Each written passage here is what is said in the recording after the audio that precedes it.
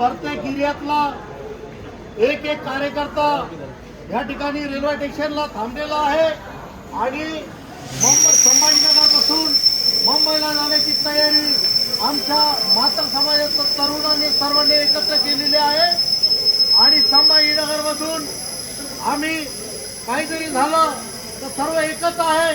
कोणी काही म्हणा, आम्ही फक्त माता आणि बाबासाहेबांच्या शपथ घेऊन टाकतो. जोपर्यंत आम्हाला आरक्षण मिळणार नाही, कोणी आम्हाला किती आडवं करण्याचे प्रयत्न करत असतात, परंतु आम्ही बाबासाहेबांचे पायी काय. अरे तुम्ही आम्हाला दिसतंय खेटत राहा, परंतु आम्ही तुमच्या छातावर पाय देऊन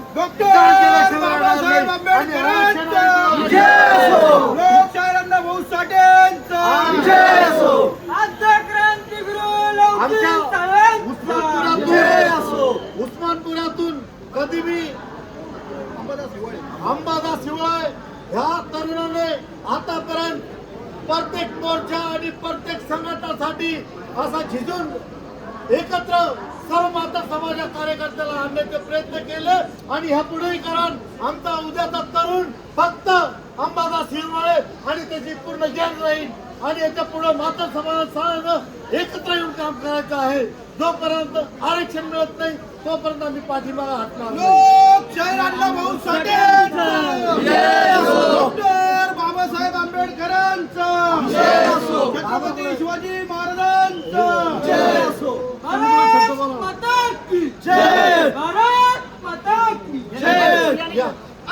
आरक्षण आमच्या हक्काचं. कोण म्हणता देत नाही, कोण म्हणता देत नाही, घेतल्याशिवाय राहत नाही.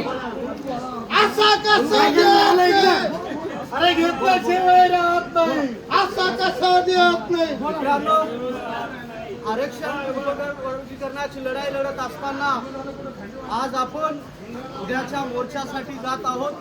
तरी जात असताना आपण शिस्तबद्ध जायचं आहे, कुठल्याही प्रशासनाला सहकार्य करायचं आहे आणि आरक्षण वर्गीकरणाची लढाई आपल्या समाजासाठी अत्यंत महत्त्वाची आहे.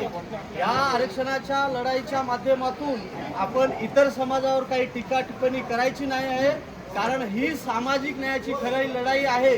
जे विरोधक आज आपल्याला म्हणत असतात की आमच्या विरोधात हे खरे म्हणजे आमच्या विरोधात हे मागणी करत आहेत, तर मला या ठिकाणी विरोधकांना सांगायचं आहे की ही लढाई आमची कोण्या समाजाच्या विरोधात नसून ही खरी आमच्या शोषित वंचित आणि पीडित राहिलेल्या समाजाच्या न्याय हक्कासाठी लढाई आहे मित्रांनो. आणि हे आरक्षण उपवर्गीकरण झालंच पाहिजे आणि ते आपण या सरकारच्या छाताडावर बसून आपल्याला ते आरक्षण उपवर्गीकरण करून घ्यायचं आहे.